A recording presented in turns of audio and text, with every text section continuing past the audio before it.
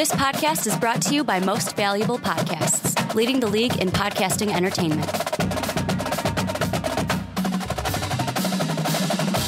What's up, everybody? Ricky Widmer here, along with the one, the only, Brandon Swanson. Hey. Brandon wearing his green today, a little bit early for St. Patty's Day. However, we're coming a day early for you guys here on the Primetime Podcast because it's bracket time. We wanted to get this out as soon as possible. We could have waited until Monday, but A, I'm a views guy. I like to get things up as soon as possible. You're a whore. To get the most views for it. Number two, we got to give the people what they ask for, and you guys want to know what we're thinking. The bracket has been announced. The field of 64 is here. We will, by the way, also have a tournament challenge. That link will be down below in the description. But a little bit of housekeeping here at the beginning of the podcast. If you want to support us on Patreon, want to be on a podcast like Matt will be later today, check out the $10 tier on Patreon, link in the description. Check out our store where you can get an MVP t-shirt. Look at mostvaluablepodcast.com. That's where you get everything for MVP each and every day. And then last but not least, if you're on iTunes or Apple Podcasts, give us a 5-star rating. Even if you're on YouTube and you have an Apple account, give us a 5-star rating. It would mean the world to us. But Brandon, we're going 4 segments today. We're going the South, then we're going into the West, then we're going to have Matt on, we're going to talk about the East, and then we're going to finish things out with the Midwest. So looking at the South, what I'm going to do is kind of break it down really quick, and then we can just talk whatever we want about the region. Here's the bracket, and I'll try to put it up for our YouTube listeners. We've got Virginia versus University Maryland, Baltimore County. Then the 8-9, we've got Creighton, Kansas State. Number 5, Kentucky playing number 12, Davidson. Number 4, Arizona going up against number 13, Buffalo. Number 6, Miami playing the hometown team for us. Number 11, Loyola Chicago. Number 3, Tennessee playing 14, Wright State. 7, Nevada going up against Mo Bamba and the number 10, Texas Longhorns. And number 2, Cincinnati going up against the R.J. Hunterless 15 seed, Georgia State. So the first thing I want to ask you, Brandon, is usually what we're going to save for the end of everything else, only because we're going to start with the top. Number 1 overall seed, Virginia. They're the favorite to win it all, right? They are the favorite to win it all, and with the road that they could face, will they? They are the favorite to win it all, and Virginia has been a very good team throughout the year, and it's because they're so good defensively. And they're going to continue to be good defensively. I mean, you look at the road that they've got, and I think that they very much could. They very well could win it all. Look at this road. So you start things off, you're going to win your first game. Mm-hmm. If you don't, you made history because you lost to a 16 seed. Then you're either playing Creighton or Kansas State. I'm probably going to go Kansas State, but you beat them. Virginia's winning these games based on their defense. Mm-hmm. Then you're getting to a spot where you're most likely going to be playing Zona. And again, I think Virginia can win that game. And from there, you're playing Cincinnati. Cincinnati's a good team, but I think Virginia's a great team. Mm-hmm. So Virginia does. They have the route to be able to do it. I don't think they have an extremely difficult journey there, but let's just think and see. Not see, but say rather. Mm-hmm. Virginia doesn't have a very good defensive game. Yeah. Do they have enough firepower to be able to win? I'd say no. No, they don't. That's the thing. And that's where, before you get going on your point, is I think Virginia is good enough to win given their defense. Mm-hmm. But if on a given night their defense does not show up and they struggle, they will lose. Well, and the thing that I'm thinking about when it comes to Virginia is it's funny you say that, because for me right now, everything could change. Don't ask me who I'm picking for sure until brackets lock in the first game. Yeah, until the first game start on Thursday. But right now, I just quickly went boom, boom, boom, and picked my bracket for the region. You said most likely Arizona plays them. Yeah. I don't have Arizona playing Virginia in that Sweet 16 game because I have the one team I wanted to talk about from this region, the team that I think will be the top, that they will be the most likely double-seeded team to get into the second weekend, a team that just went on the run in their conference tournament to win it all, Davidson. I've got Davidson upset over Kentucky. Right now, I've got them upset over Arizona, Virginia. It's the second time on a podcast I'm going to call them something other than what they are. I think I called them Virginia Tech in the segment we recorded with Matthew earlier as we record this out of order.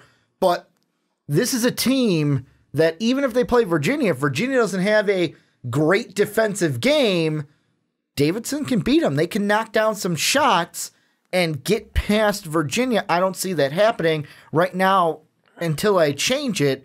Virginia's in my Final Four, most likely playing like a Michigan or something, but that is a team that could beat them if they get to the Sweet 16, or if Kentucky gets there, how Kentucky played in their conference tournament. Well, I was just going to say, Kentucky is the team that Davidson has to play first, and I know that 5-12 is always one of those dangerous ones, and it's one of those likely candidates for an upset, but Kentucky's playing some of their best basketball right now. They are. And, yeah, could you have said Kentucky was not a good team earlier in the season? Yeah, you could have, and you would have been right.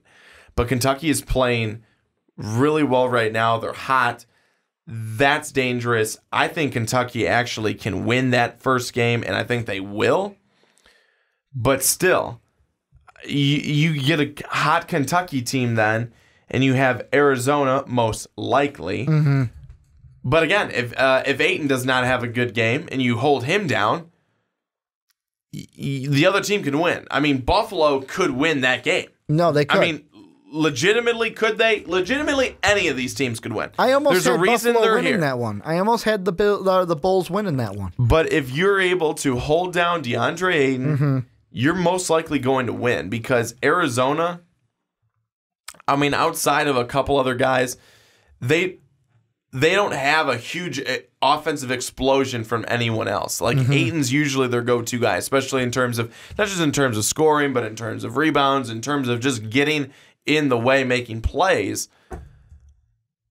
I don't know what else they'd be able to do without him. So if a team's able to kind of keep him low in terms of scoring, they could definitely have a chance. Buffalo could do that, but I still see Arizona being able to be the team that's there against Virginia. Now, another team in this region that kind of speaks out to me only because I don't know how to gauge them, especially after the first game. I have them winning their first game. It'll be Tennessee. I have them beating Wright State. However, everything after that. So Tennessee's a team that in the conference tournament, they won, what would that be there? 1, 2, 3, 4, fifth game in a row at that point. They beat Mississippi State. Then they go ahead and kind of blow out, I'll say, Arkansas for their 7th straight. And then in the final, which happened it happened today, Kentucky beat them 77-72. And it was a game where, of course, if Gilgeous-Alexander, who was in our last big board for the NBA draft, didn't have 29, then Kentucky doesn't win that game. But Tennessee to me is that weird team of like, yeah, you're a 3 seed, but how confident should I be in you? Right now, I have them penciled in to a Sweet 16 matchup with Cincinnati and the Bearcats, with the Bearcats winning that game. However, I could see them maybe losing to a Loyola Chicago in the second round or losing to a Miami, whoever wins that matchup between the 6 and the 11 in the first round before that. What is your kind of barometer? What are you kind of feeling about Tennessee? Well, I think Miami's going to do really well. Miami has done well, and they've been one of those teams. I just got to pick the hometown team. That's why I got Loyola Chicago. But you don't have to pick the hometown team. You're choosing to. It's how I do. You're choosing to, and it's totally you. But Miami's going to win that first game, and Miami's going to beat Tennessee. I think so. Yeah, I do. I think Miami is too good of a team. They've actually been pretty strong throughout the season. I mean, you look at when they played North Carolina, when they played Duke, they played those teams very, very well. They got some wins. They're not a slouch team for sure. I mean, they're a 6, but they're no slouch for sure.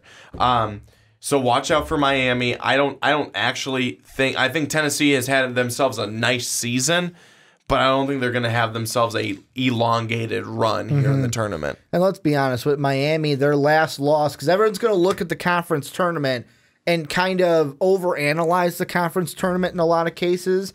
And when I look at that, they just ran into a very good North Carolina team where it was a 1-point game at half, but then North Carolina goes ahead and outscores them 50-34 in the second half, to where that's a team. I know that they're in another region, but I was almost right. I'm going to say I was almost right about them. When they beat Duke, I looked at Dave when we were out to dinner. I'm like, I'm going to be right. UNC is going to beat Virginia tomorrow. They're going to beat Virginia, and I'm going to be right. They're going to win the ACC.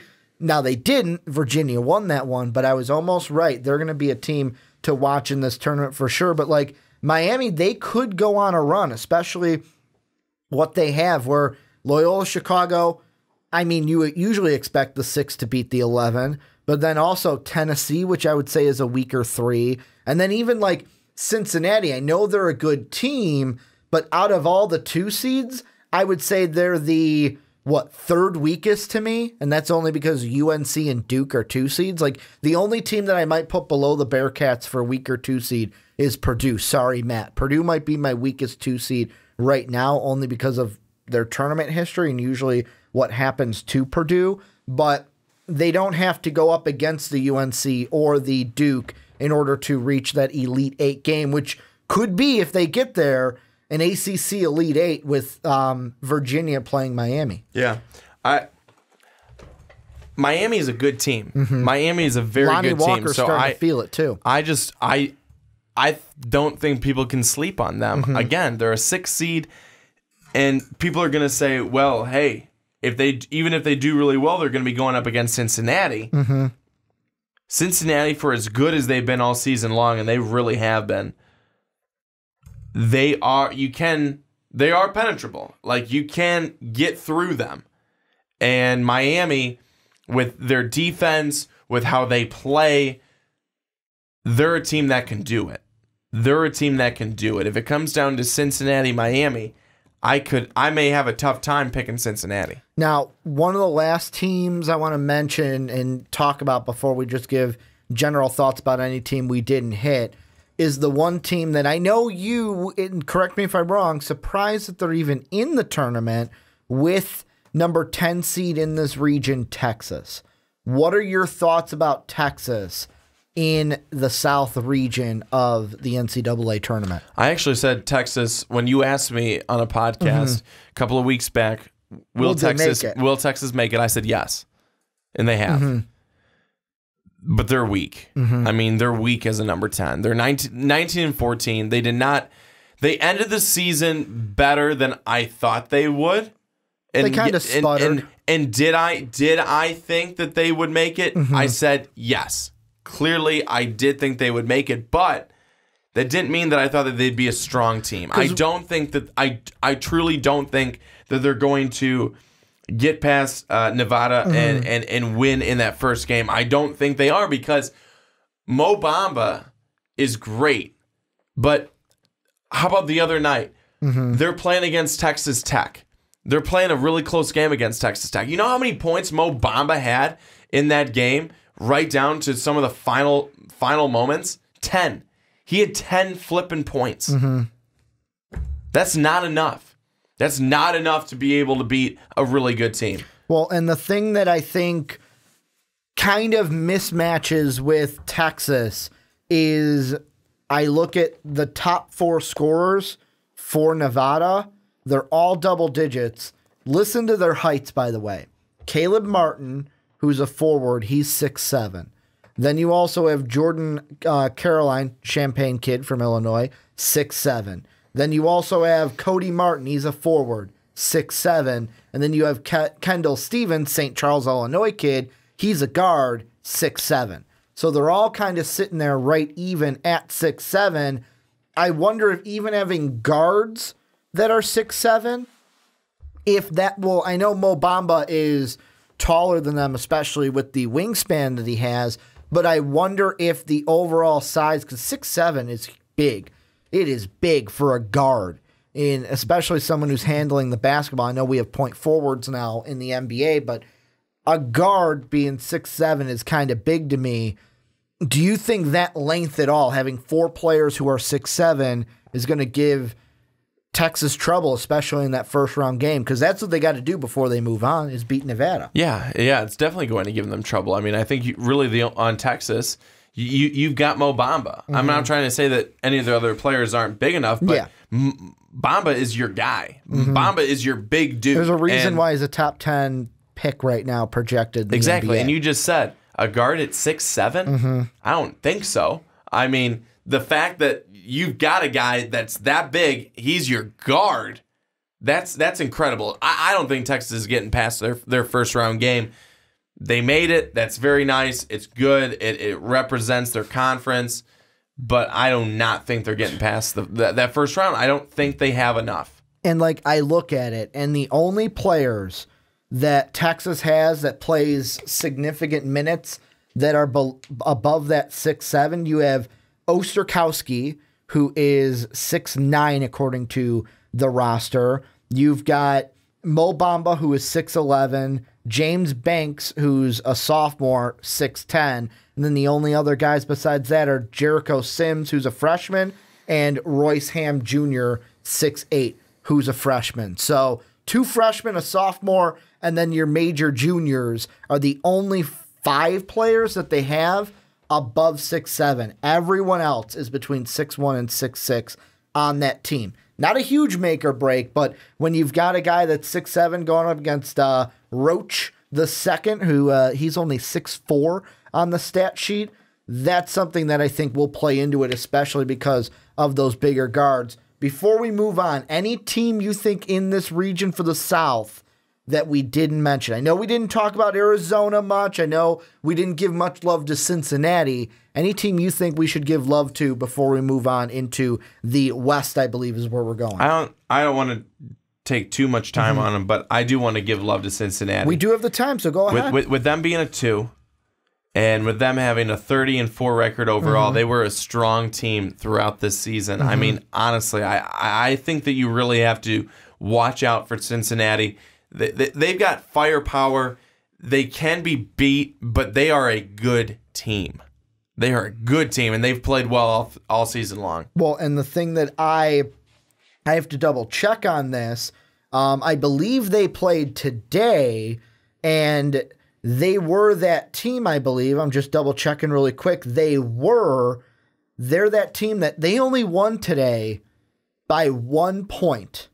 Over Houston. Houston, the team, I know we're going to get to them in a separate bracket. They were the team you said had to have a strong conference tournament to get into the field of 64, and you were the one that was dead right. Houston made a run. The only way that Cincinnati won the game is on their defense, and number 2, it was 55 all. Can't remember who was at the line. It might have been Evans for Cincinnati. Bricks the first shot, makes the second shot. Cougars, with 1 second left, had a timeout, didn't get anything to go, didn't get the shot to fall at the end as they almost turned it away out of bounds, I believe, or did turn it away out of bounds. Lost 56-60 or 55. Cincinnati is a team, though, because of that, are they susceptible to being upset is the point that I was trying to get at. Especially, I know it's conference time, but it's like, when you get to a Virginia, if you get to play a Miami, who we talked about, if, let's say, a Nevada team comes out and they are playing hot, does that kind of read into, hey, you know what, Houston almost beat you, so maybe one of these teams could get you. And I know it's March. You got to have your A game each and every day. Any thought on that before we move on? I guess I just feel like any team is susceptible to an upset. Of course. And it's March. With where Cincinnati is, there are 2 in the region that they are.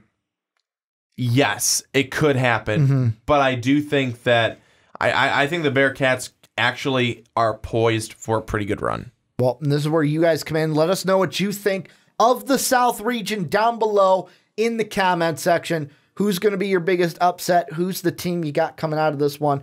And is it the Virginia Cavaliers? Let us know what you guys think down below in that comment section. But Brandon, let's move on into our next region, and we're going to look at the West region. And just for our audio listeners who can't see the bracket, because I'm going to try to put it up for the YouTube folks so that they can see the bracket. Running it down, we've got Xavier at number 1 playing a play-in game winner for number 16. Really doesn't matter. They're probably going to win that game. Then you have Mizzou, the 8 seed, going up against FSU, the 9 seed. Then The Ohio State University going up against the Jackrabbits from South Dakota State. Then the Zags going up, or the Zags. I always say Zogs. Zags. It's the Zags, It's the Zags going up against UNC Greensville, and they are the 13 seed playing the 4. Then you got Houston, the 6 seed that we'll talk about in a second. Then San Diego State, they're playing the 11 seed. That's going to be a good matchup between some non-Power 5 teams. Then Michigan at 3 going up against the 14 Montana. Texas A&M the 7 playing Providence the 10. And then Linscomb, welcome to the tourney. Your first ever appearance at the 15. Just have the Tar Heels from North Carolina. So the first team I want to talk about in this one has to be the Providence Friars. Because to me, they got their tournament seeding because of what they just did. 3 overtime games in a row. First one, not the most impressive one. You win in overtime, but it was to Creighton. All right, cool. You moved on. But then, on March 9th, you beat the 1 seed, who still ended up being a 1 seed, the Xavier Musketeers. You beat them 75-72 in overtime. Then the next day, March 10th, the final for your conference tournament, you take Villanova, the 2 team in the nation, another 1 seed. You're tied 60-60 at one point. You take them to overtime, only to lose 76-66. They almost were giant killers and beat 2 1 seeds in 2 days. They are the 10th seed going up against Texas Tech. Are they the team on that double-digit line? Are they the most susceptible to getting upsets and going far in this tournament from the West? Well, so far, Providence has shown that lately. And what do we talk about all the time in college basketball? Just got to catch fire. What's going to be the team that catches fire at the right time? You got to be hot at the right time. And right now, that's Providence. And the fact that they're going to overtime, they're forcing overtime, they've got the fight, they've got the heart, they're playing good defense, they're putting up the points. Those are the teams you don't want to play. And that's exactly what Providence is doing right now. And that's impressive. You know, that's absolutely impressive. It does not matter. Again, it doesn't matter what you did throughout the rest of the regular season. It doesn't matter what your record is right now. Who cares? It matters what have you done for me lately. And right now, Providence has been doing a whole lot lately. Well, and I want to ask, I don't think they're going to ever meet because I don't think Providence is getting to the Elite Eight. Do you think the committee knew what they were doing when they were like, all right, Providence, you're a 10th seed. What 1 seed are we going to give you? Let's go ahead and give you Xavier. Let's go ahead and give you the 1 seed that you beat on March 9th. Do you think that's the committee kind of saying, yeah, we know what we're doing there. We know what we're doing when we're giving you the region with the 1 seed that lost to that 10th seed? Think there's a little bit of that going on? I don't know about that. I don't know about that. It may just be happenstance, but I think it's funny how it worked out. Here's one thing. 2 teams I want to mention next. The hottest teams for me in this region coming out of their tournament. The first one, number 3, Michigan. They're a team that ran the table, beat Purdue in the Big Ten final. However, the thing is, they've been having to sit for a week. They got to sit for now a few more days. This is more than normal because now they know at least who they're playing and they can actually have practices and game plan for an opponent. However, there could be a possibility that they play the other most hot team in this region coming into this in the Houston Cougars, who I mentioned made a run, almost won their conference tournament over Cincinnati. Out of the 2, who do you think has the better chance to go the furthest in the West? Because right now, and this could all change, I'm saying that asterisk again, I've got Houston playing Michigan in the second round.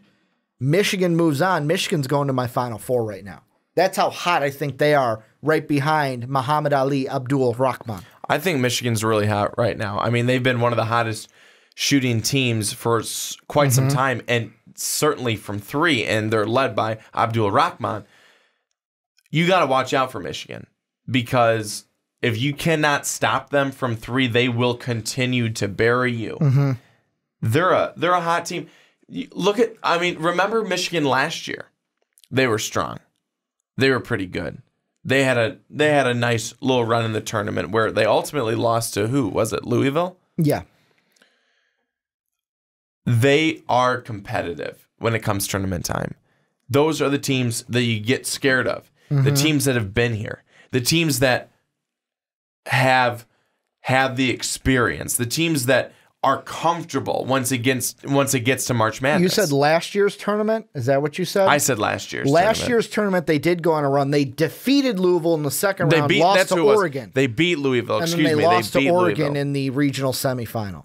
Thank you for the correction. Yeah, they beat Louisville. It was a close game. I couldn't remember. However, they've had, since 2013, their last 4 appearances, 2013 was the year that they went on the run that everyone's comparing this one to. Went on the run, won the conference title, and then went on a run, lost to Louisville in the national championship game. Then that next year, 2014, they go on a run, lose to Kentucky in the regional final. Then 2016, they lose in the first round. They win the opening round, lose in the first round to Notre Dame. And then last year, they lose on that Sweet 16 game to the Oregon Ducks. This is a team, like I mentioned, many are comparing this to the 2013 team. Won the Big Ten tournament, caught fire, went all the way to the national championship. Could that be the same case for this year's Michigan Wolverines? Could they catch fire and win because of what region they're in? Because I look at the teams that they're playing, and it's like, to me, the toughest opponent they could play is in the Sweet 16, North Carolina. I think it's going to be one of those two teams, North Carolina or Michigan, that come out of the West. Well, Ricky, quite honestly, I mean, look what they did in the Big Ten championship. You know, they did an excellent job. They played really well. They really did well against Purdue. Purdue is a great team. We know that, but Michigan was just better. They were just better. They were better shooters. They were a better overall team. And where Michigan is right now, in the region they are in the road that they have, I think their second game will be interesting. I think that they most likely will be up against Houston. That's why. And Houston, I mean, we know Houston made a nice run there at the end. So that could be a very interesting game, 3 versus 6. But you never know. You never know. Again, as long as Michigan's 3-point shooting is on point, they're going to be dangerous, and they're probably going to win the games. No. One team, hold on. Go ahead. One team I want to talk to you about, moving along. Mizzou. Yes, that's what I was going to bring up next. We're reading each other's minds. Michael Porter Jr. Did not look too great. You wanted to talk about him almost every other podcast. Yes. And I didn't, because I didn't care. Because what he did, coming back for Mizzou, going 5 of 17, not looking strong, not looking 100%. What does he do for this team, positively or negatively? Well, and the thing is, and I was actually, Dave and I were talking about this because the fast break, we looked at best fits in the NBA forum. When I looked at his first game back, you could tell it was, so he, after the game, said he was about 65% ready, but with me, I'm like, all right, you're 65%, but you played in the game. You could tell he didn't fit offensively. Like, he didn't know where to fit in offensively with this team. There's still that little bit of, if you're 65%, are you doubting your back at all when it comes into it?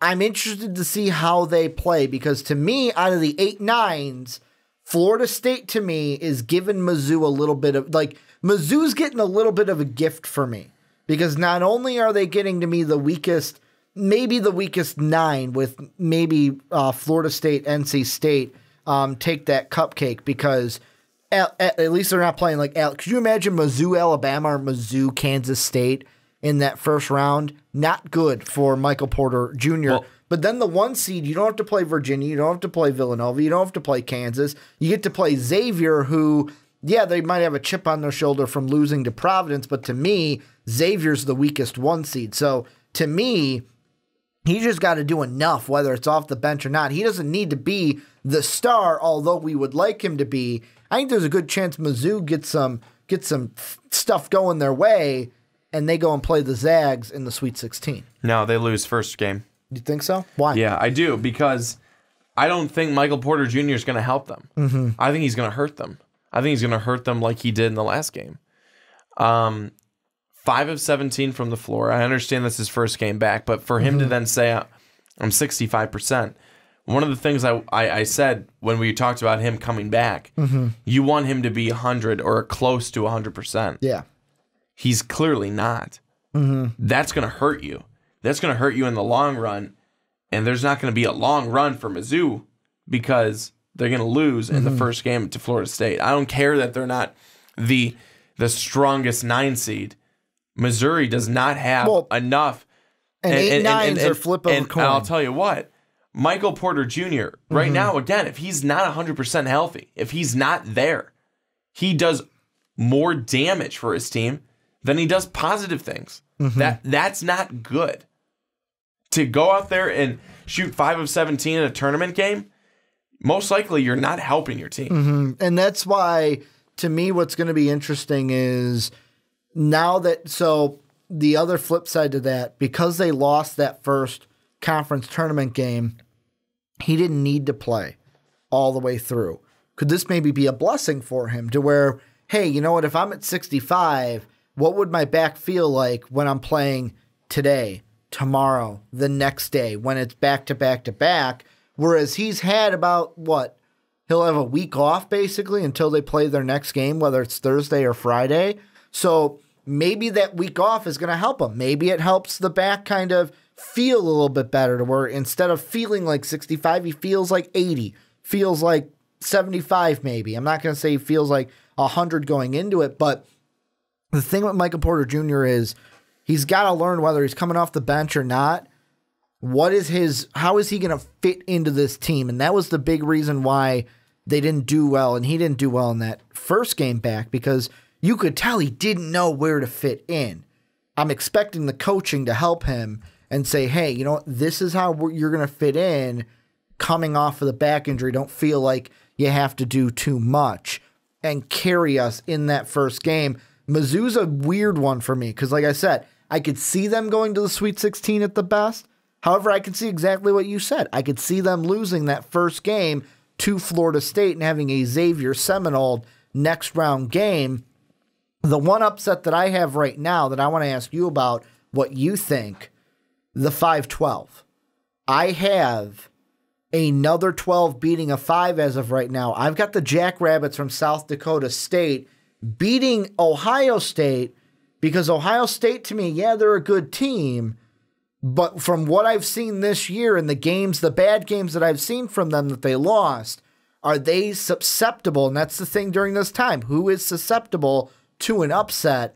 What do you think of my 12-5 right now upset of the Jackrabbits over the Buckeyes? Well, my question would first be, what does South Dakota State bring to you that you believe will allow them to beat Ohio State?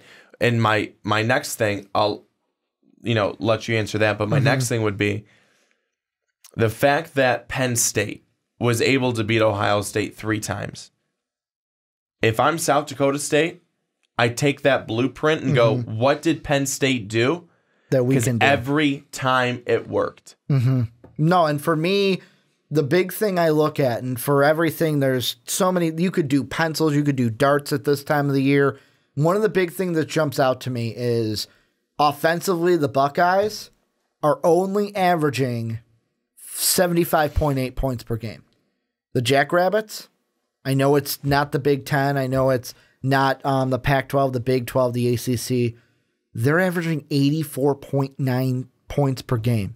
So to me, as long as the Jackrabbits can bring their offense and play all right defense, I'm looking at that going, okay, you could have a shot just to outscore your opponent in that game. And the Buckeyes, like I said, maybe it's the 3 losses to Penn State, a team that is not in the field. They did not make the tournament, even though I know I was texting you before the weekend when they lost. You're like, they did enough to get in. I thought they did. They did enough to get in. They did. Like they needed one more win. They needed that win over Purdue and then a loss to Michigan in order to lock it. I feel like the committee would have put them in at that point.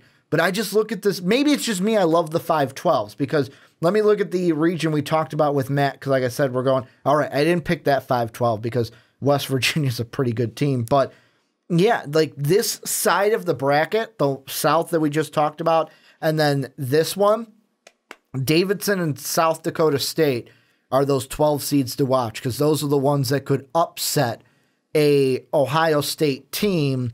I'll ask you this before we move on. Is there any Gonzaga we didn't hit? We didn't really hit San Diego State. Are there any teams that we didn't hit? A Texas A&M, a UNC? You know what? Let's talk UNC really quick because you like UNC. They're one of your favorite teams in college basketball. They're a team that I picked to win the ACC. They did not. They did not win the conference tournament, although they came damn close. Dave, while we were out to dinner on Friday, said they should have lost to Duke, and he's probably right. They should have. They did not want to make a shot for like 5 minutes in that second half, but they somehow pulled out the victory, which I was happy with because I said they're going to win that conference tournament. And Duke sucks. But what do you think, and I'm sorry, Duke fans, I just don't like Duke. What do you think about the Tar Heels coming in? Because to me, yeah, you get Lipscomb, which is interesting because, yeah, I said I made the joke like, oh, welcome to the tournament. Here you get North Carolina, but really it's a team that really has nothing to lose. This is our first time here. We're just here to have fun kind of a thing. Then you could possibly get Providence, a hot team we talked about. Then you could possibly get Houston or Michigan in that Sweet 16 game. Then you could possibly get Xavier, the Zags, or Ohio State in that Elite Eight game. What do you think of the road for North Carolina to reach maybe a Virginia Tar Heel Final Four game? I don't think it's happening. Mm-hmm. I think North Carolina this year, and I mean, look at what they've done throughout the season. Look where they've been. You know, are they playing some of their better basketball this season? Yeah, they are. Mm-hmm. But let's also look and see where they were middle to late middle of the season. They were not playing well. This team is not a team, I don't think, not this North Carolina team. And I love North Carolina. I do. I don't, but I'm trying to be a realist here. I'm not trying to be a biased analytical person. North Carolina, to me, where their cap is the Sweet 16. Because they're not last year's North Carolina team. They're nowhere close to it. They're nowhere close to it. They're nowhere close to the firepower. They're nowhere close to the energy. Yes, you have Joel Berry. Yes. Did you beat Duke in the ACC tournament? You did. But I don't think North Carolina, where they're built, how they're built, and where they are right now, I just don't see them being that team that makes that strong run. I really do see them capped out at the Sweet 16 this season. Well, and I'm on the same beat because right now I've got Michigan. Like, to me, in this region, I'm not trying to disrespect Xavier, but to be honest, for me, they're the weakest one seed in my mind. It used to be Kansas, but we'll talk about Kansas at the end of the podcast. My thoughts about them, but I feel like there's only one of two teams that's going to come out of this region, and they play each other in the Sweet 16 potentially. It's either going to be Michigan or it's going to be North Carolina. One of those two teams is coming out of this region and will most likely play Virginia in the Final Four. In that game, if I had to do, because I've got Michigan, UNC in my Sweet 16 as of right now, I would pick Michigan to win that game. Although I could see them, if they do go to the Final Four, they're not going to go to the national championship because, as Virginia just showed, they can beat North Carolina. North Carolina is a team that they lose their last two regular season games to Miami and then Duke, and then they catch fire. They beat a Syracuse team big. They beat the Miami team that just beat them big. They go ahead and survive that game against Duke. That's all you have to do. There's a whole documentary on Survive in Advance when it comes to March Madness. And then they went ahead and lost against Virginia, who's just a really good team and the number one overall seed in the tournament. It's going to come down to me between Michigan and North Carolina. Got Michigan winning. Michigan's my highest likely odds to get out of this region and into the Final Four. Before we invite Matt on, any final thoughts you've got about the West region? I just want to say, too, is that let's not sleep on Gonzaga either, because I've got them in the Elite Eight right now. Because the Zags, the way that they've played this season, they're a strong team. they're going to be a team, I think, that's Sweet 16, Elite 8 bound. However, I mean, you say don't sleep on the Zags. I say don't sleep on their first-round matchup as well, because we've seen that UNCG team really give some teams some fight for their money in that first round. I haven't won, I believe, but could give the Bulldogs a run for their money, although, like I said, I've got the Zags playing Michigan in the Elite 8 right now. But this is where you guys come in. Let us know what you guys think down below. The matchups, teams we talked about, teams we didn't talk. What are you thinking about for the West? And then who do you got coming out of the West? Let us know what you guys think down below in the comment section. But Brandon, let's move on into our next topic, and we're moving over to the other side of the whole bracket. We looked at the South region. We looked at the West region. Now we are looking at the the East region, because Purdue's in that region. You want to know why I know Purdue's in that region? Because guess who we got on the line, Brandon? I gave you the answer. We got Matt on the line. Matt, how you doing today? Surprise. I'm doing good. How are you guys? I am doing great. Today's the best day ever. I mean, the clock's moved forward, which everyone's like, oh my God, we lost an hour of sleep. But I'm like, yes, spring is one day closer, and we get an extra hour of sunlight during the day, and we get our bracket. So I am peachy keen. We're going to look at this region, though. Main reason we had you on is, A, because like you guys at home can check out the $10 tier, be like Matt, and join us on a podcast. But number 2, you wanted to be on this podcast in order to talk Purdue wherever they may be.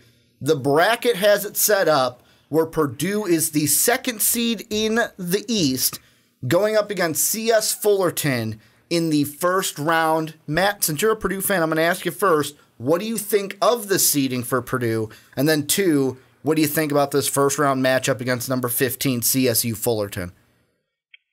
I think the seeding is about as good as Purdue could have expected. Realistically, I mean, when we, go back to the reveal a few weeks ago, Purdue was still slated as a 1, even having come off 2 losses in that week to Ohio State and Michigan State. And then since then, you're talking a really bad loss to Wisconsin, which I think all Purdue fans pretty much knew at that point the 1 seed was gone. But then they kind of got it back together, closed the season out fairly well. They got spanked a little bit by Michigan in the Big Ten title game, but, they themselves are on a roll. So I think the 2 seed is about pretty good and about as much as we could have expected. With regards to the matchup against CS Fullerton, my plethora of knowledge on that team is not there. But I guess just looking into their conference and who they've kind of played, they've struggled against some of the better teams they played, like USC blew them out by 40. I don't have it up anymore, but I think they got blown out by like Gonzaga maybe. So I don't know that it's terribly concerning. I think Purdue will be okay there. Of course, I say that, and how heartbroken would I be if they lose? But I don't see that being an issue. It'll be interesting though down the road how the matchups line up. So, Matt, you're obviously too nice of a guy, but let me be that guy. CSU Fullerton's going to get their ass kicked. Will they, though? And Purdue's going to win. But my question is, so Purdue loses in the Big Ten championship game to Michigan. Mm-hmm. How much does that worry you? Not for a game like CSU Fullerton, but for games after that where they may be playing Florida. They may be playing Texas Tech. How much does that worry you in a game like that after and let me tell you, Michigan has been a very competitive team, really all season long, certainly from the middle of the season on, and very much so against Purdue. But how much does that worry you, Purdue losing in that Big Ten championship game to then having to play a team like I mentioned, Texas Tech or Florida or a team like that? Yeah, I mean, there's definitely some worry. I mean, even outside of just that game, I think there's worry now that everyone keeps saying there's kind of a blueprint to beat Purdue now. And a lot of that surrounds around letting Haas go inside one-on-one, but then eliminating the shooters on the outside and trading 2-point baskets instead of threes from Purdue. And Purdue's really at their best when they've got inside and outside going, and you can't guard them. So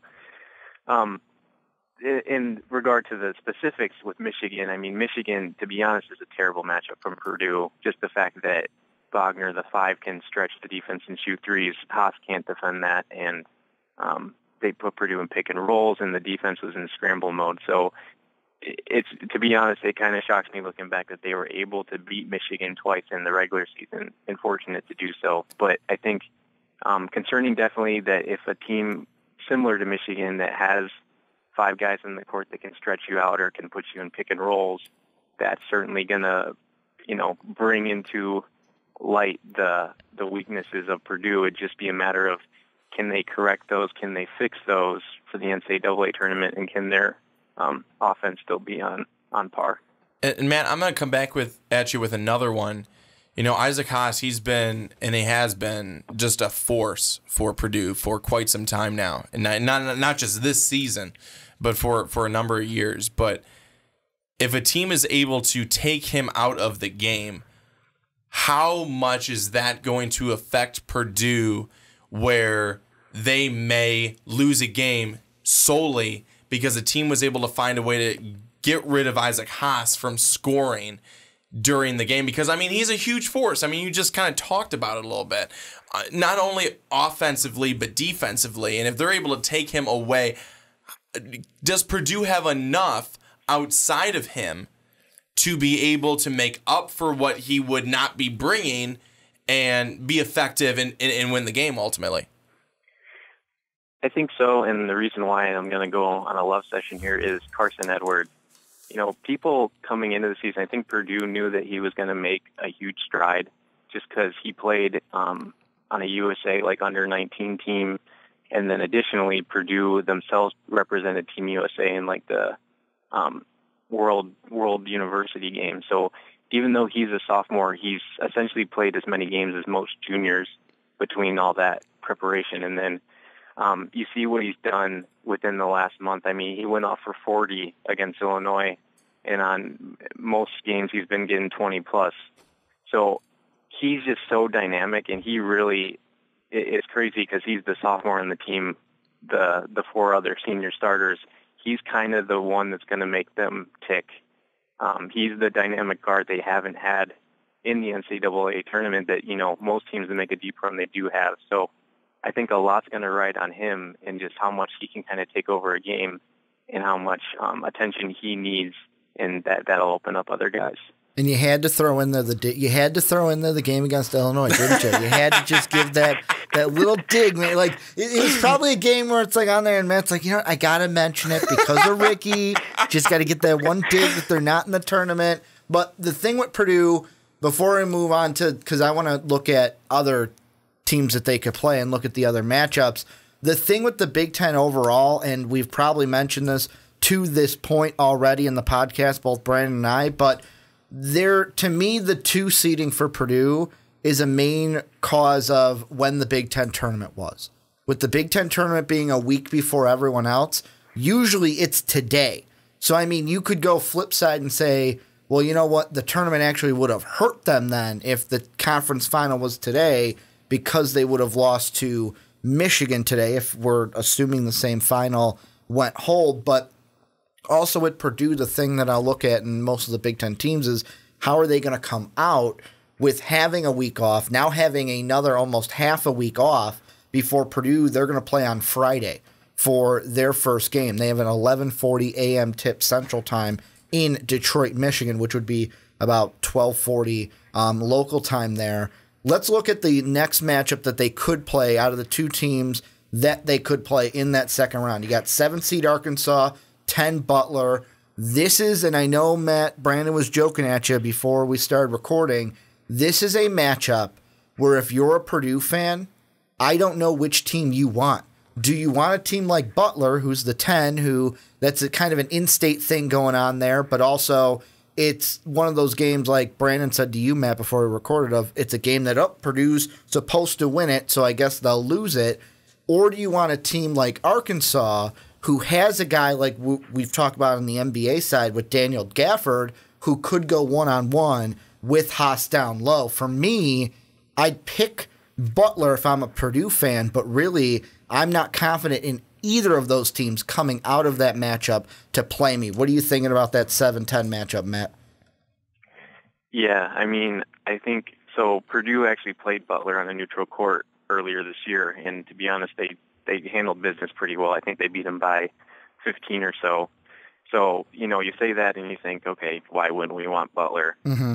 And I think we probably do between the two because, from what I understand, Arkansas is a little more dynamic. You're talking about NBA talent that they have on the roster that you probably don't want to run into.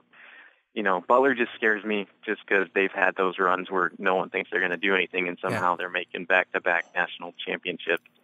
Now, obviously, different coach and everything, but they always seem to find a way when it comes to March to put it all together. But that said, I still think, just given that we've already beat them this year and we know them, that's what we want to play. Butler's the team I'd look at too, mainly because the only thing I wanted to say is ever since February 6th, they've had 3 wins. So they haven't really been on a good hot streak. However, coming into the tournament, it could start right now and you could just catch fire day one. So what I want to ask is about this team, this Florida team. Mm-hmm. And the reason I ask about them and I talk about them and how dangerous they can be is because, we saw what they could do last year.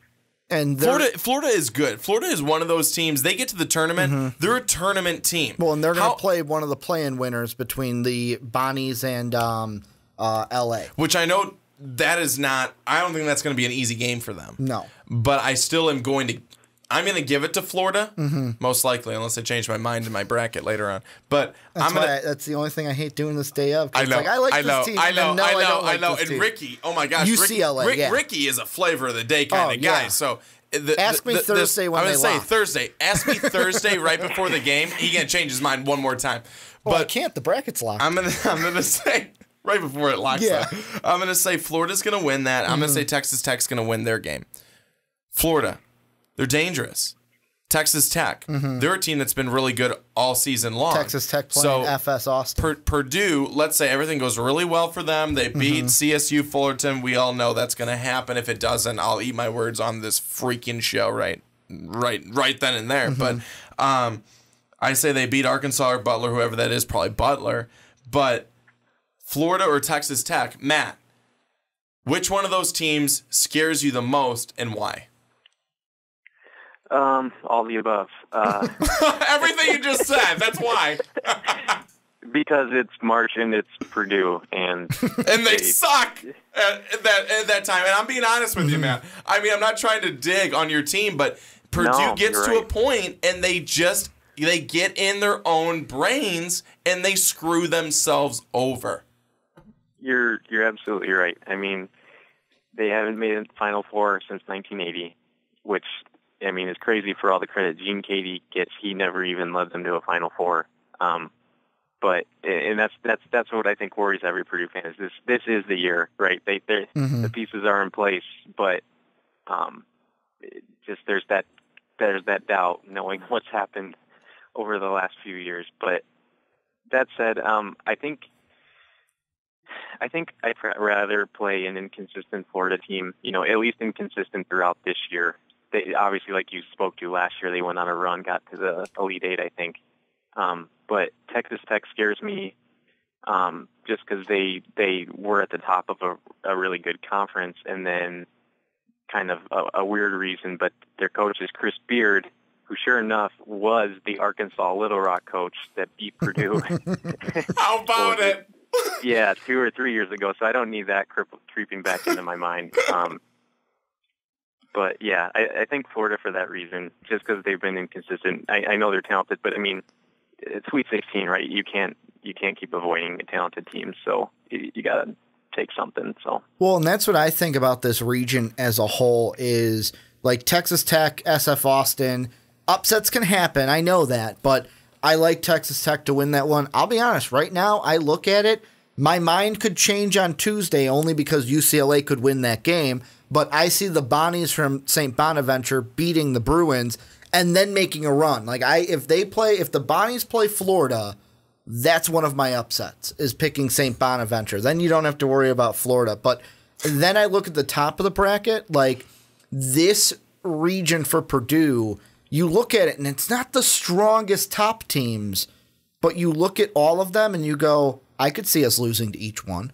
The teams that kind of jump out to me, obviously Villanova is the 1 seed. Yeah, they got a scare from Providence, but I don't expect them to get any trouble heading into the Elite Eight. Maybe Alabama gives them a run. Maybe West Virginia gives them a run. You're not even going to give them Virginia Tech? You're not even going to go with your team? You're not even going to give your team some credit, Ricky? I like Colin Sexton a lot right now. I know I had him 20 in our last big board, but coming into tournament play, if he could do half of what he did in the SEC tournament, then at worst, Alabama's a one-and-done team, only because they would have to play number 1 Villanova in the second round. Let's check Ricky's bracket day of, because he's going to have Virginia Tech guaranteed. Let's not even lie about it. He's going to be having Virginia Tech. That might be the 8-9 where I actually have to flip a coin. But, Matt, how about that? How about Colin Sexton right now with what he's doing with Alabama? I mean, obviously, I'm sure you saw what he did in that very first game of the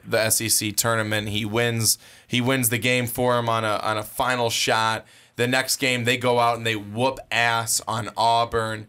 Talk a little bit about what you think, and maybe you haven't watched him all season long, and that's fine, but what he could be and what he could do for Alabama in this tournament. Yeah, you're absolutely right. I mean, it takes one guy getting hot like that, and he can just carry his team to a deep run. I think that's definitely a prime opportunity. You're talking a stellar freshman that so dynamic and confident. I think that's more than anything. You got to be confident to take the big shots, and clearly he's willing to do that and step up for his team. So, who knows with Villanova, if he just goes off, they got a shot. But I don't know. Villanova just seems too deep and too composed, and they've been here before, that I just don't know if I see that happening.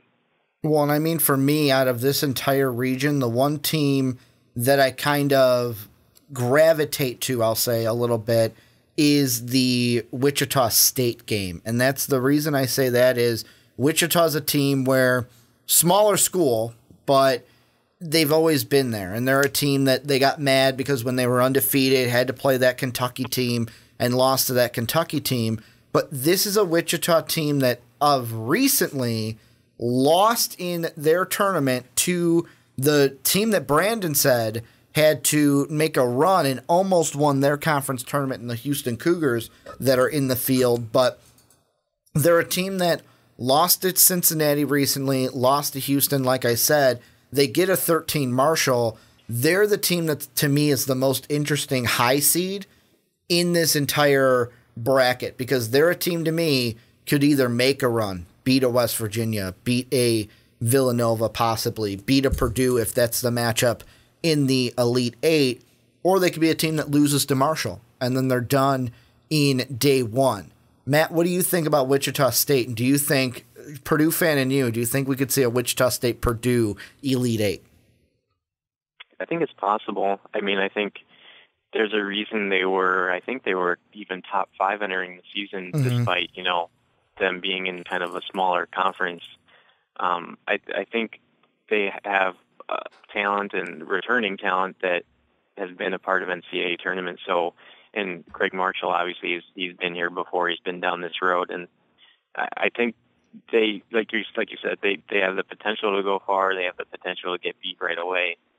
That's true of most teams, but it's true in their case too. I think the reason for concern maybe is that they're not necessarily playing their best basketball right now, and they haven't maybe lived up quite to what those expectations were. Not that they couldn't now, but yeah, that's just what I'm thinking. Now, last question I want to ask has to do with the team that we've kind of mentioned, but we haven't talked about, and that's the 1 seed, the team that sits at the absolute top. Villanova, not the overall number 1. That odd went to the South number 1 in Virginia. B, I'm going to come to you first. Villanova gets a play-in winner, so they will play whoever wins that play-in game. That'll happen in Dayton in the first round.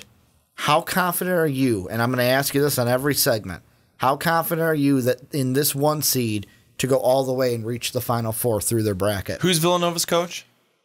It is Jay Wright. Remind me, not Jay Wright. Is it Jay Wright? Jay Wright. Okay, I'm like, I got his last name. Jay Wright. I was thinking Jay Will in my head. Jay Williams. I love Jay Will. He the man. He is the man.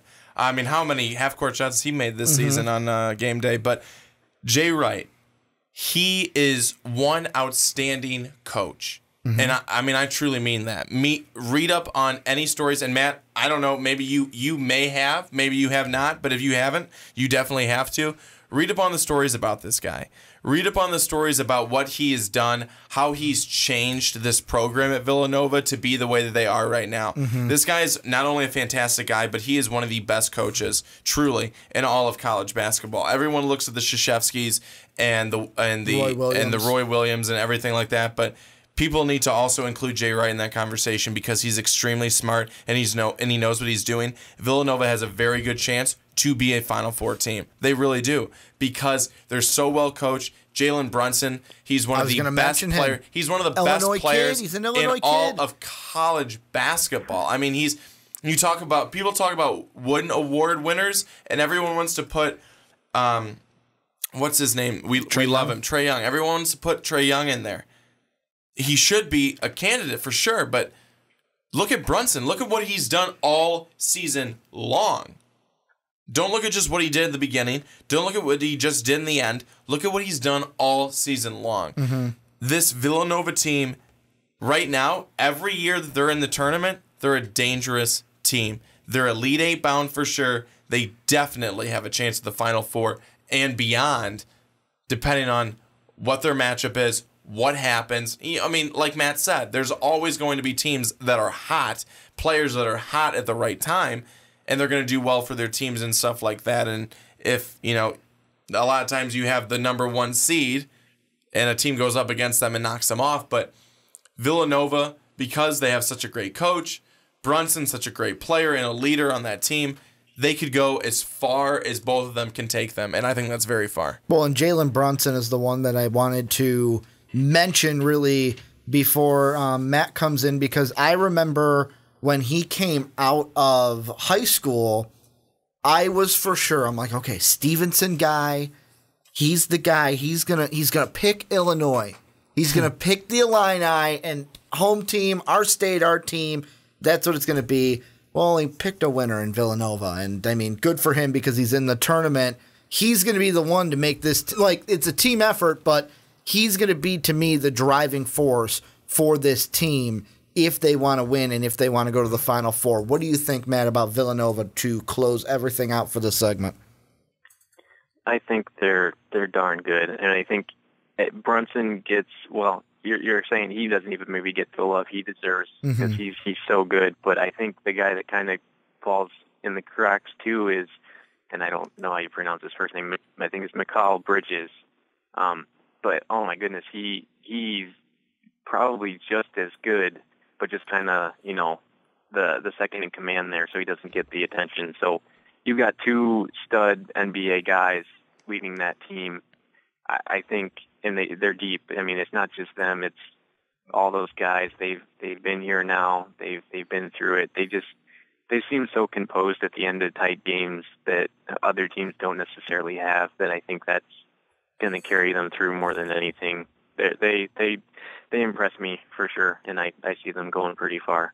Well, B, going to come to you like I always do to end. Any final thoughts before we move on? Before we say goodbye to Matt and we move on? I don't want to say goodbye to Matt. I would like to keep him here for the entire time. No, I think that, when we wrap it all up and we look at this. Put a nice bow on it. Yeah, I love. Is it a pink bow? Is it a blue I'm not going to put a bow on bow? it because I'm not really good at arts and crafts and stuff, but you can if you'd like. We'll put a little pink bow on it. But taking a look at, honestly, this region, the East region with Purdue and everything like that, I think Purdue has a really good shot at being able to make it as far as they've ever made it this season. And I think it's because they've got really good senior leadership. I think that they have really good talent.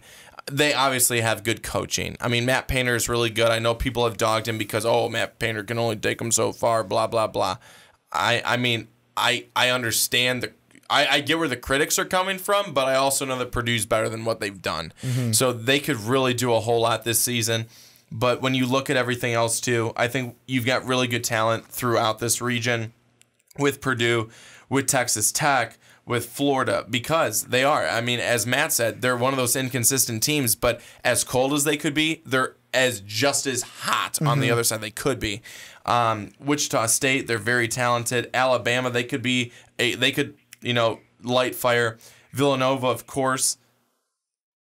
St. Bonaventure, the Bonnies. I'm right there with you, Ricky. I think that they're a team that if they win, I'd feel a little better if they didn't get upset in their conference tournament, but I'm still behind them. I'm still behind the Bonnies. But if they win, if they beat UCLA and they're the 11 seed, Florida, watch out, because they really could be that team in the East bracket that makes a bit of a run. Two teams I want to mention before we close this out. Number one is my double-seeded team to possibly make a run in this. Matt, close your ears. Butler.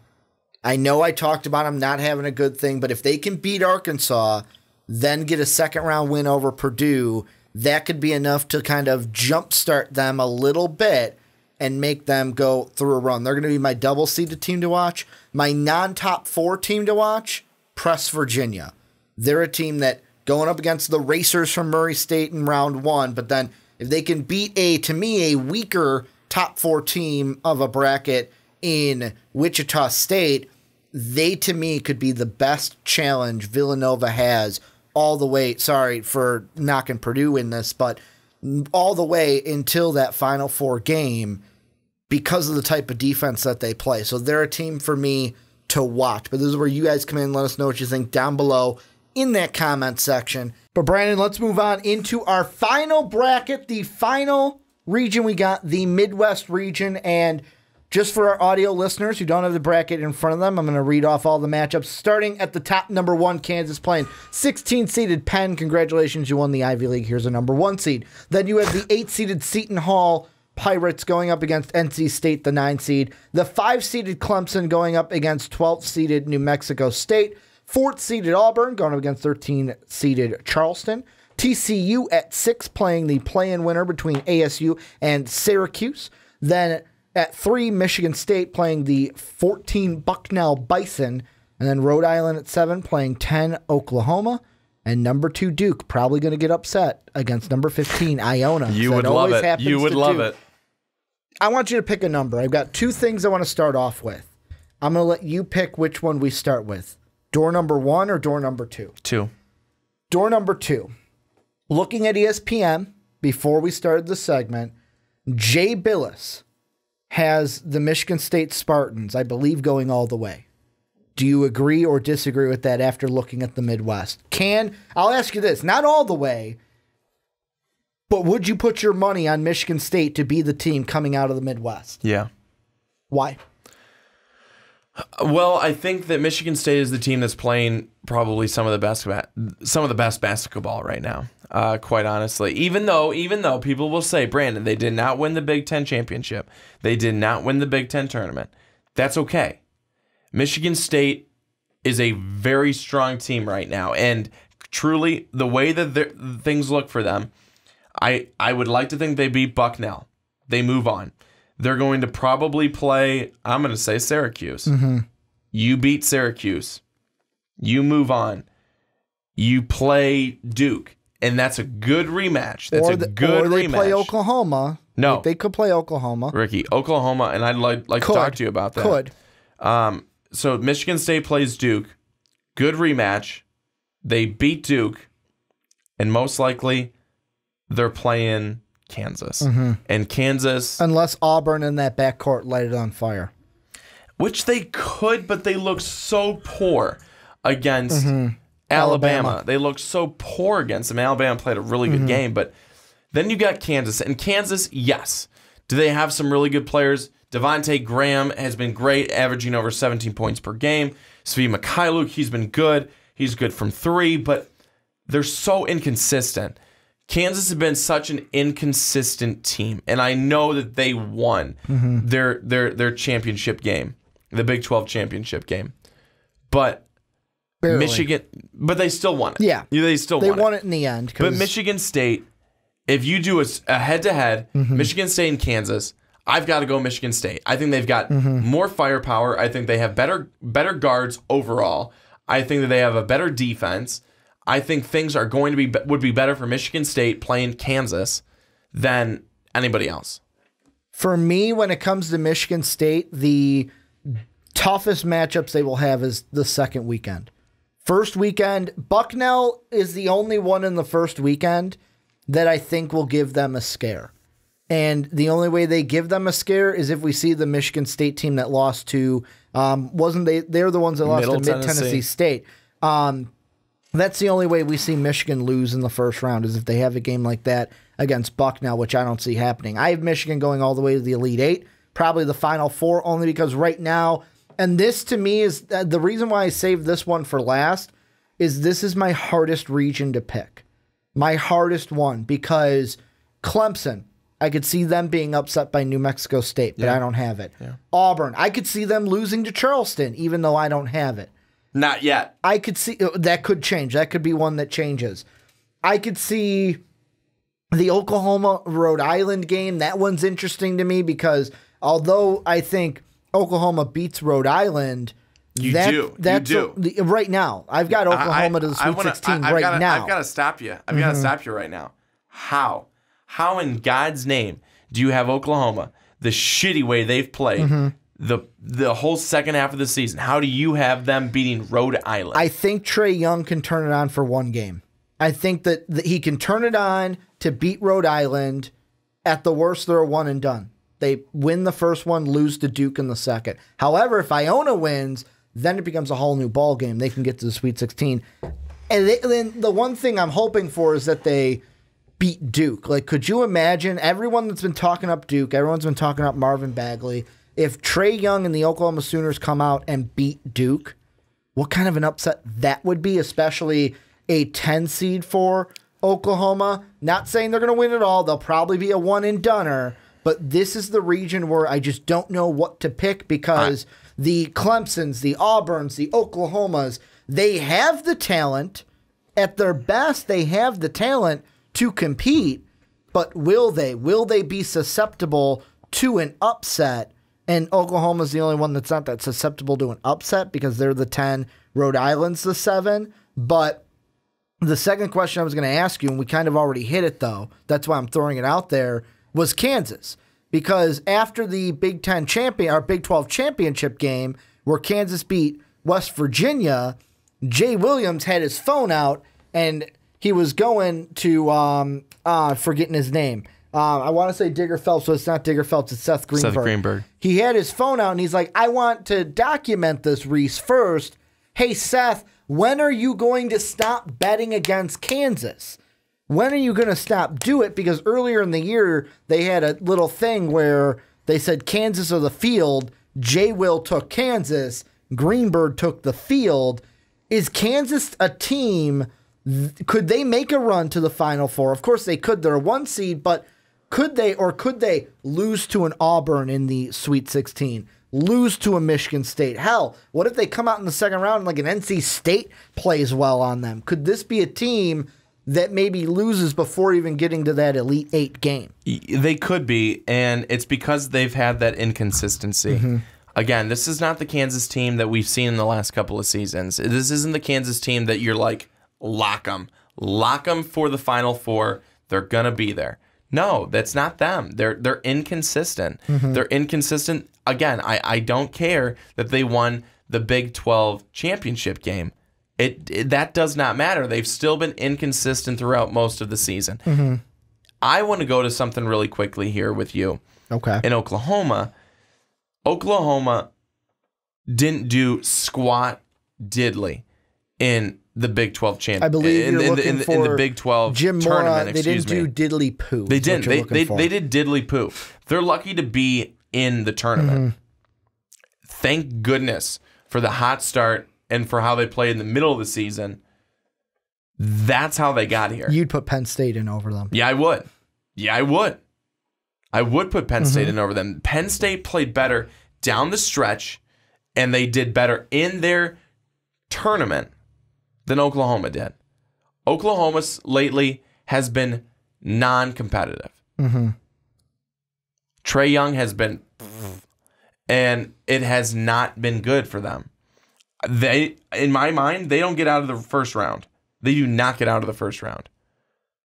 Rock Island. Rhode Island has been very good. I don't see how Oklahoma can beat them. Well, and the thing, if we're going to go by the math of it, about since 2013, when it comes to the 7-10 matchup, the 7th seed has won 70% of the time. So let's round up, let's say about 3/4 of the time, the 7th seed moves on. This year, though, I think could be different. Nevada, I would say, beats Texas. However, that could change. But then I look at the other ones. Providence, I think, can beat Texas A&M. Butler, I think, can beat Arkansas. Rhode Island, Oklahoma is the interesting one. It's not like, to me, I think Oklahoma's going to walk in there and just one-up Rhode Island. But Rhode Island just lost to a Davidson team that shocked the world. They're not coming in on the highest of notes either. I know it's only one game, but they're not coming in like, conference tournament champions. Both of these teams have things to prove. However, I wonder if the narrative for that game is going to be, well, it won't matter. Loser gets to lose, or winner gets to lose to Duke, basically, is what I think most people are going to say about that Rhode Island-Oklahoma matchup. Oklahoma, to me, could they lose against Rhode Island? You're damn right they could. I'm not lighting the world on fire saying they're going to go all the way to the Final Four. I'm saying I see them as a one and done. I see Trae Young having one performance in the first round against the Rhode Island team who is weaker than the Big 12 matchups that he had to go against every single time down the stretch. And then they'll play a Duke team. And that one will probably go to Duke because Duke has 5 starters and a Grayson Allen hip check. And all Oklahoma has is Trae Young. So, I mean, one and done is what I see them. However, if Rhode Island won, I wouldn't be surprised. I forgot to ask you about that, though. Did you see that hip check from Grayson Allen against NC? No. Okay. I was going to ask you about... No, I missed part of that game on Friday. So, it was one of those things where Dave and I had an argument about this. I'll show you after the podcast, but he threw his butt out and knocked into a Tar Heel, and I think he did it on purpose. Dave does not think he did it on purpose. But I want to ask Dave's always in favor of the aggressor. He does like Grayson Allen too. He's all over Grayson Allen being a first round pick in the NFL or NBA in the draft. NFL draft right now in the NBA. I want to ask you though about Clemson and Auburn. Yeah. Which one out of that? Because let's say they both win their games, they play in the second round. Which one has the better chance to make a run in this bracket?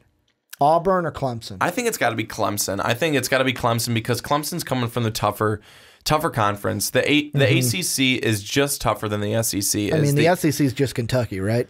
The Kentucky proved it again. They're just Kentucky. No, I mean, the SEC, I think they certainly have competitive teams. They've got Kentucky, Auburn, of course, Tennessee, yes, Alabama, yes, this season. But I think that you take a look at what the ACC's got, and you're Clemson, you're playing North Carolina a couple of times a season. You played North Carolina really well this year. You beat them once, you lost another time. You play Duke. You play Virginia. I mean, you're playing the quality of the crop. You know, it's not easy for you if you're Clemson. So I think it's because of who Clemson has faced, the competition that they see during the year, it makes them, I think, more mentally tough and ready for a team like this and for really the tournament in general because you're going against a number of really, really good teams. I've got to go Clemson. Well, yeah, and me, the only thing I look at right now, I'm high on Auburn. I know they lost to Alabama in their tournament game for the conference, but this is a team, more likely than not, when we get to March Madness, backcourts rule, especially when you have shooters in the backcourt. And they've got a phenomenal backcourt at Auburn. And I think what is going to happen, Bruce Pearl is going to get his boys ready to go. He's going to take that shoulder check that he apparently got from the strength and conditioning coach from the Alabama game, even though Bruce kind of put a little bit into it as he was passing by. I don't think he is free of blame on that front. I'm calling it Shouldergate 2018 is what I'm calling that one. But usually I'm going to go with the backcourt, and that's why I would say Clemson loses to Auburn, and then Auburn against Kansas. That would be an interesting Sweet 16 matchup to me, only because of the backcourt for Auburn. And then Kansas, it comes down to the question of when are you going to learn? Don't stop betting against Kansas. Stop betting against this Kansas team because they keep proving you wrong. They had a big injury coming into the conference tournament. They had guys like Mikhailuk and D'Souza step up, and points-wise, that production that they lost was replaced by 2 players. So, like, this Kansas team, like I said, coming into the conference tournament, I would have said my weakest 1 seed. Coming out of the conference tournament, they are not my weakest 1 seed, and my money is on, obviously I'm getting to the Sweet 16, but it could look like we're looking for an either Duke-Kansas Elite 8 or a Duke-Michigan State Elite 8. We're probably going to get that Duke-Michigan State in the Sweet 16. I'll be honest with you. NC State could be upsetting Kansas.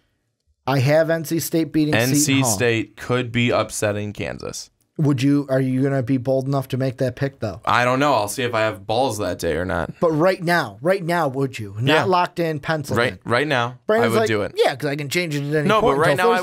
I would do it because Kansas is so and has been so up and down that NC State has been a quality opponent. I think NC State could do it. Obviously, they have to win their first game, but I think NC State could do it. They could give Kansas a good run and beat them. I'll ask you this. End of the day, before we get to any team we didn't talk about, who do you want to talk about? Who do you think at the end of the day is going to make it out of the Midwest and get to the Final Four?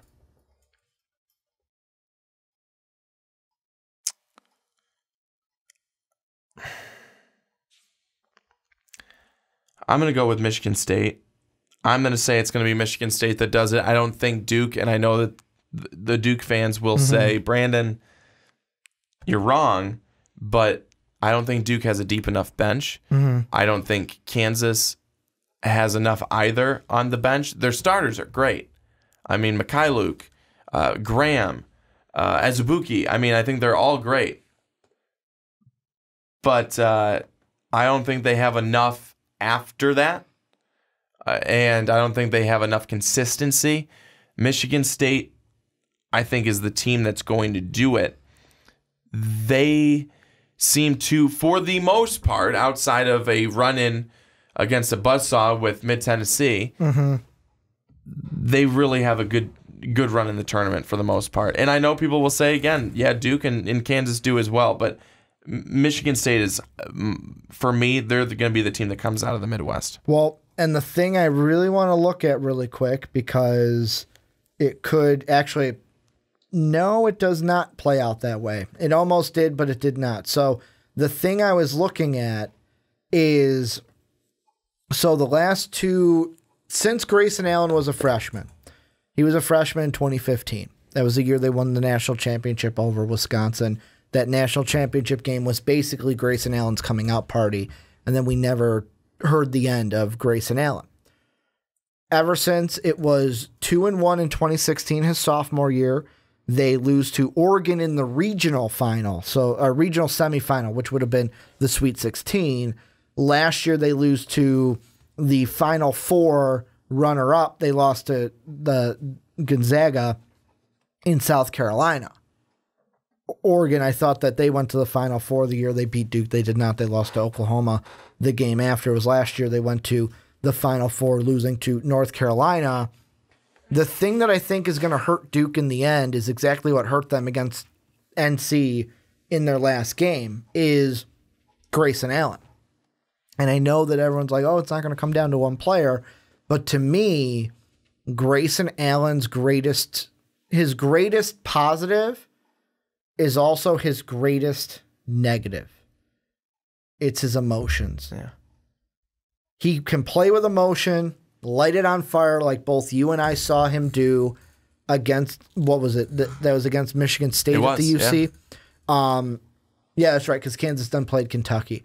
He can light it up, feeling it, playing with emotion. Or he can have the game he had against NC State, I believe, where he let the emotions get the best of him and probably made decisions that he shouldn't have made. And you get that emotion. It's like, Grayson, what are you thinking out there? Think for a second, man. And that's what I think It just takes one of those games in March, one, to say, no, we're not going to do it. The interesting thing, though, is if they do get a rematch with the Spartans lost to Duke, and that was without Marvin Bagley. That was the poked in the eye game. I know. And he didn't get to come back in that one. So that was one where JJJ, Jaren Jackson Jr., was basically first game out there as a freshman. Look at how he's developed into what he is. Top 10 pick in the NBA draft, probably. Some saying top 5. And then you have Duke with Marvin Bagley and everything we thought coming into the year with him. That's going to be a good Sweet 16 game if we get it. I think it's one of those two teams. It's whoever wins that. Same thing in the Midwest that's in the West. Whoever wins the ACC Big Ten matchup in the Sweet 16 will most likely go to the Final Four. Could you imagine this? Could you imagine if we got a Michigan State National Championship or a North Carolina Duke National Championship? Yeah, that'd be probably one of the highest rated national championships ever. Or if we got the other one that would be interesting, if we got a Duke Virginia National Championship. Basically, then Duke would say, this is the ACC Tournament Championship that should have happened. And that would be the thing coming into it. I think this tournament is going to be a fun one. I think that they all are. The only thing this year is I'm not quite sure where the upsets are going to come because there's a lot of those. Because you're always just spot on sure about all the other seasons. No. But there are a few where I'm like, watch this one for sure. Like this one, there's only like a few of that. Usually I'm more upset heavy. See? This one I'm more higher seed heavy. That's why I'm worried because I'm going to be so screwed when you in pick my more bracket this year. seeds. Yeah, because you don't know where the upsets are going to be. So when it comes bracket time to fill it out, I'm screwed. Especially when it comes to Sweet 16 semifinals, because of course you don't want all top 4 teams. My rule is at least have one double-digit team in the second weekend. Some double-digit team is going to make a run and make it to the second weekend. So at least have one of those in your Sweet 16. Any final thoughts before we wrap this one up? Final thoughts would be it's going to be a lot of fun. I always love March Madness. I live for this time. One, because the hope is that it's actually going to be like springtime. It's going to start to feel like springtime. We're going to be in the 50s, 60s weather-wise here in Chicago. I am so excited for college basketball right now because this is the best basketball we get all season. Well, this is where you guys come in. Let us know what you guys think down below in the comment section. If you're on YouTube, if you're on podcast services around the world. Housekeeping here at the end. You want to be like Matthew and join us for a podcast? Make sure to check out patreon.com/mostvaluablepodcast. Mostvaluablepodcast.com is where you catch all our content each and every day. You buy our t-shirt in the store, link down below in the description. And last but not least, if you have an iTunes account, have an Apple Podcast account, go and give the Primetime Podcast a 5-star rating. Want to thank you guys for watching on YouTube. Want to thank you guys for listening to us on podcast services around the world. But as always, have a good day, everybody.